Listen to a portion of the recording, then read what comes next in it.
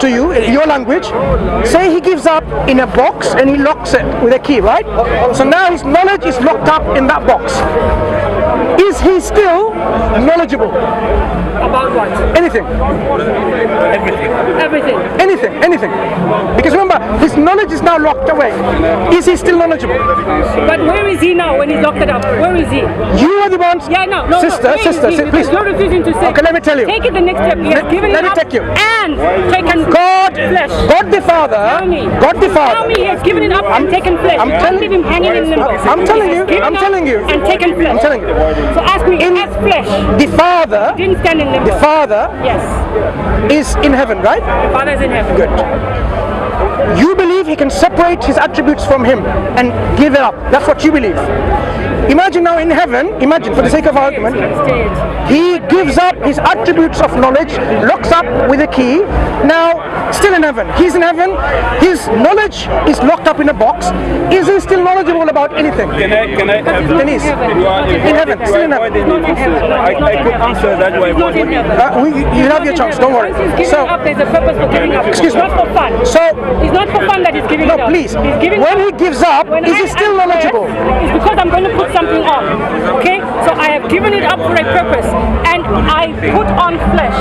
So talk to me. He's not in heaven. I am not discussing the purpose. No, I am saying it has a purpose. Of course, God doesn't do anything without a purpose. Good. That's a given thing. Yes. So now, when God, in your belief, locks up his knowledge in a box, is he still knowledgeable about anything? But he takes on a human form. One moment. No, you can't say one moment. I want to choose to go there. Okay. Is he still knowledgeable when he locks up his knowledge? When in the form of the flesh, no. Not flesh. Who's talking about flesh? Because that's what he took on. No. That's what he took I'm not talking about the Son, Denise. But that's who we're talking about. Do you know the mistake you're making? Do you know the mistake you're making? Me Philippians. No. Do you know the mistake you're making? He said to God, I am not talking about the Son now. Consider it robbery to give up. Denise. No, please. you cannot do I am saying, in your belief, if the Father locked up his knowledge in heaven and he remained in heaven, is the Father still knowledgeable? He didn't remain in heaven though. So I can't answer that because he didn't remain in heaven. Who am I talking about? No, he didn't remain in heaven. Okay, who am I talking about? Excuse me, who am I talking about? You're talking about Jesus. No, I'm not. So let me clarify again to you. God the Father.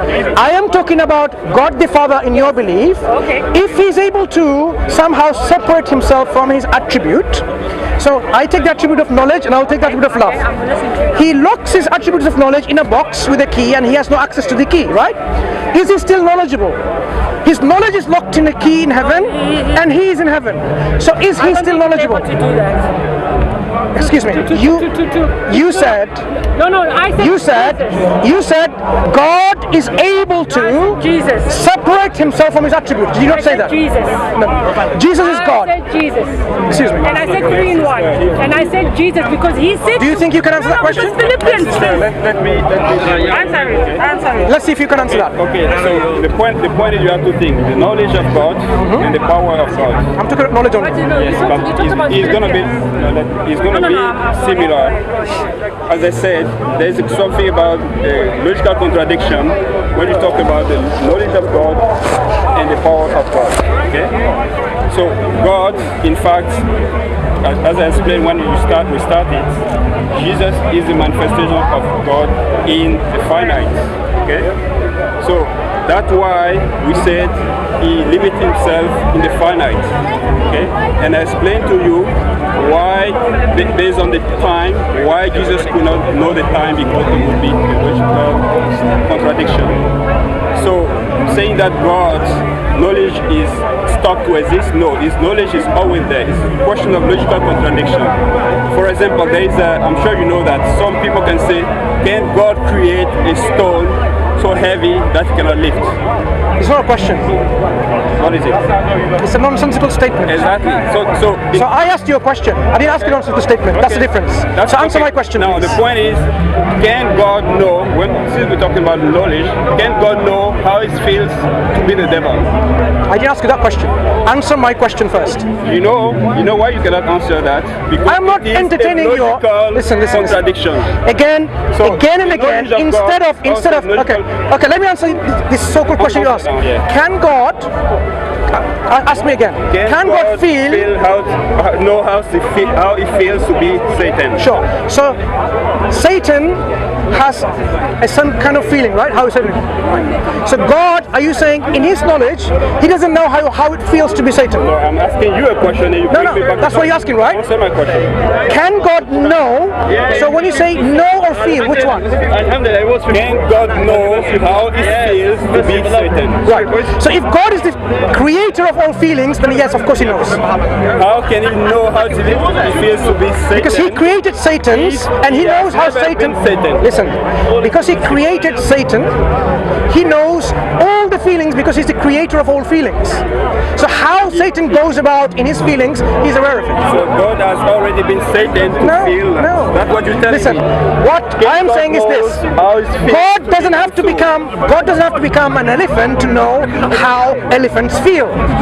God has created feelings, all feelings, and he was aware of all of them. So whether how Satan feels or human beings feel. Can he be Satan? Can God be Satan? Oh, different question. Now, can God be Satan, right?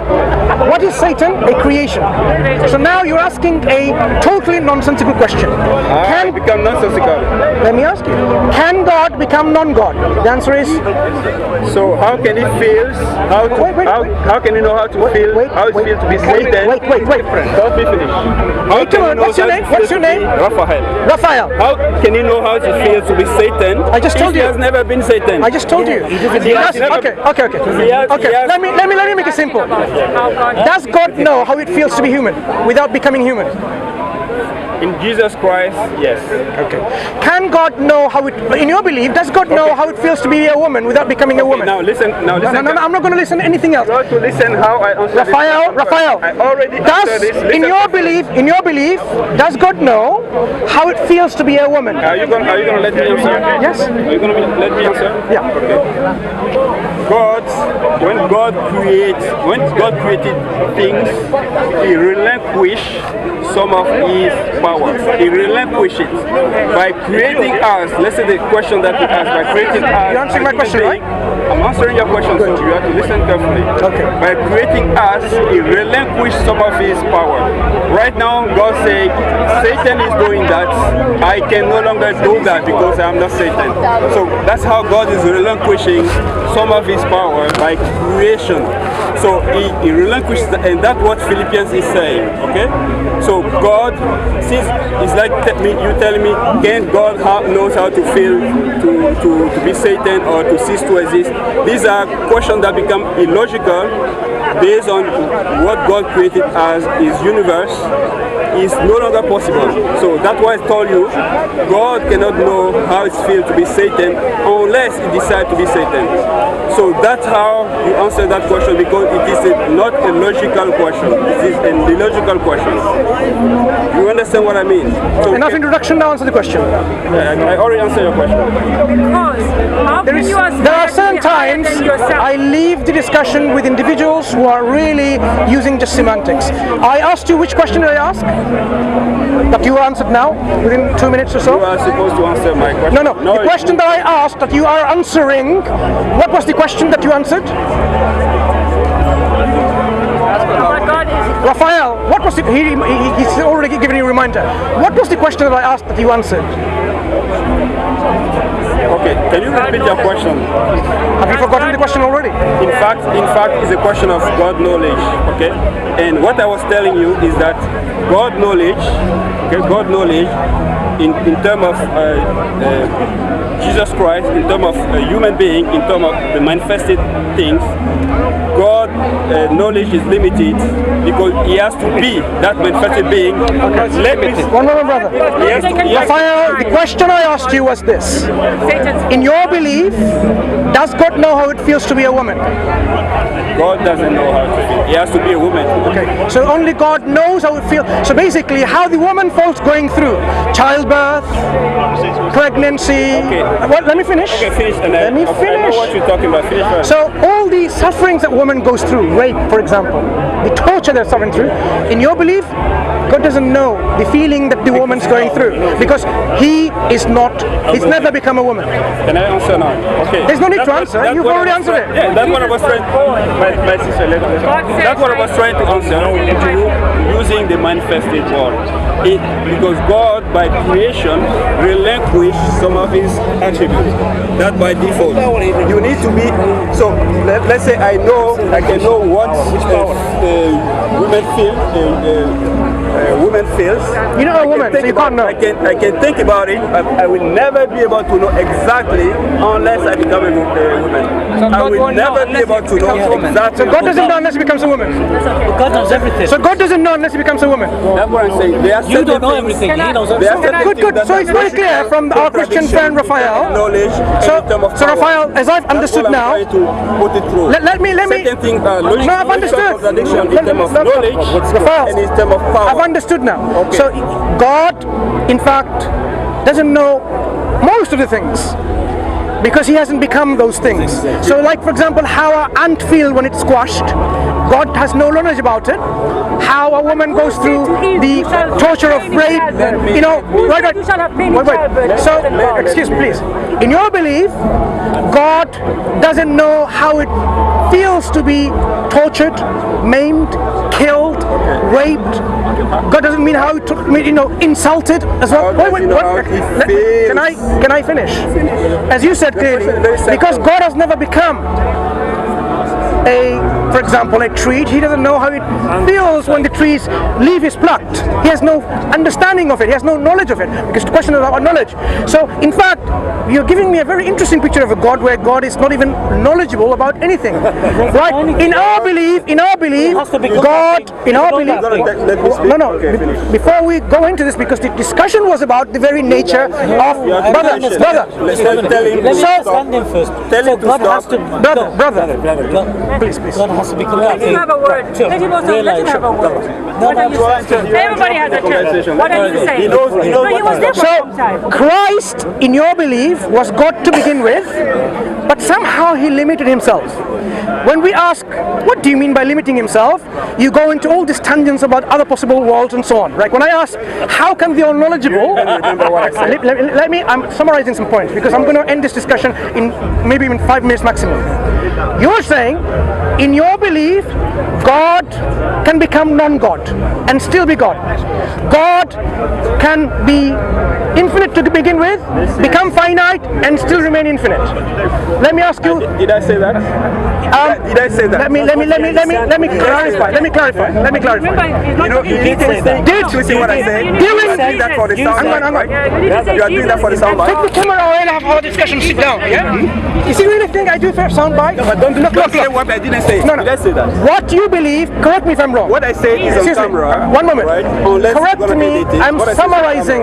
Don't say what I didn't say. Raphael, you know what summary is? But don't say what I didn't say. Do you know what summarize what I said? Okay, correct me then. Say, right? Do you believe the eternally knowledgeable Son of God, who is God in His perfection, became less with His divine attributes and took a human flesh of something like ignorance, weakness, and yet still remained perfect? Can I answer that? No, not answering it. Is that correct? You don't want me to answer? No, is that correct in my summary? No, is this correct? Is my summary correct?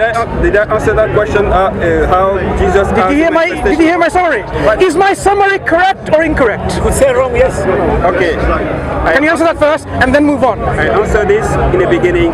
Maybe you didn't. You forgot that. Can you first say, is my summary correct or wrong? Incorrect. Okay. Now tell us again in summary, why is it incorrect? Okay. It depends on how you understand God, and I come back. God is an infinite reality God. And this infinite reality God is manifested in a finite in Jesus Christ. Okay, it manifests in a finite. So by manifesting Himself in a finite is a limitation, because He's manifesting in a 4-dimension, assumed 4-dimension reality. So He's limiting Himself by that. That's what I said. Okay, so do you understand? So far, my summary is correct so far. Carry on. Okay, so now He limited Himself in Jesus as a man in flesh. So So that's what we are talking about. So everything you're going to say has to be within that context. So the infinite reality God manifested in the finite through Jesus, and I gave the idea of projection in 4 dimensions. So the infinite God, when he was manifested in a created thing, like a created body, was he still infinite? When he was manifested. God is, Jesus wasn't. When the infinite occupied, Raphael, when the infinite occupied a finite body, was it still infinite? Jesus occupied. He's infinite outside. As I said, can I show you the definition of persona? Wait, slow. No. I'm not going interested in your personas. I asked you this question. That's what we say. You are saying... Why are you not saying Jesus? Why are you not saying Because Jesus is a worshipper of God and you've made him into a God. That's why we're discussing this. You are insulting... Question. Let me answer that. Before you answer, do you know my question? You are talking about... Do you know my question? The infinite God becoming... stop being infinite. No, I said, when, in your belief, when the infinite incarnated into a finite body, was it still infinite? He's still infinite God out of... That's what I said. You have to make the distinction between this infinite God out of creation and his manifestation in creation. His manifestation in creation is finite. That's what I'm telling you. So that's what he said. The persona, and then Jesus. A persona is the aspect of someone's character that is presented or perceived by others. The aspect of someone's character that is presented or perceived by others. So that's what I was telling you. This infinite God manifested in a human body is like projecting his aspects, one of his aspects, in the finite. That's what we call the word. The infinite, when he projects into a finite body, his infinite knowledge is in there or not? His infinite knowledge in the body, in the finite on earth. What happened to his infinite knowledge? Contradiction. So where is his infinite knowledge now? Where is it? He's still in an infinite. But when the Son of God came down, was he still in heaven? You just say the Son of God came down and you're asking if he's in heaven. Excuse me. No, he's God's spirit. I'm asking you to clarify. So now you have the divine Son, he's not up there, he's here. So when he's here in a human body, so he possessed the infinite knowledge within the human body, right? Just answer that question. It would be a logical contradiction if Jesus said that he knows the hour, because this hour is out of what I am saying. Listen, Raphael, listen. The divine 20 minutes excuse before. me, you're not listening. 20 minutes before. Listen, I think you think I'm not listening, but I'm quite positive you're not listening. Okay, what did I say 20 minutes before? Listen what I'm saying. This is what I'm saying. So what did I say 20 minutes before? Excuse me, please, listen. What did I say 20 minutes? Please. I asked for a clarification. Did the divine Son come to this earth? Yes. The answer is? Yeah, it's good. Yes. So the divine Son is no longer up there, it's on here. When the divine Son is here on earth, at the time when there was a human Jesus, was the divine knowledge present within the vicinity? The divine knowledge of the Son. Of the Son? Yeah.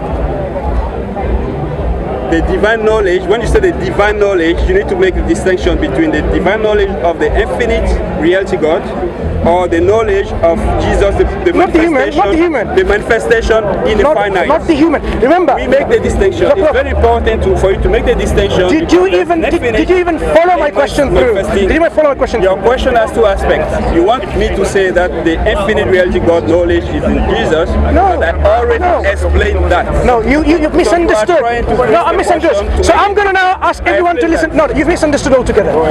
The human body, is it eternal or a created of Jesus? The body that Jesus Christ, the human, possessed, is this a created thing or uncreated? Good. A created thing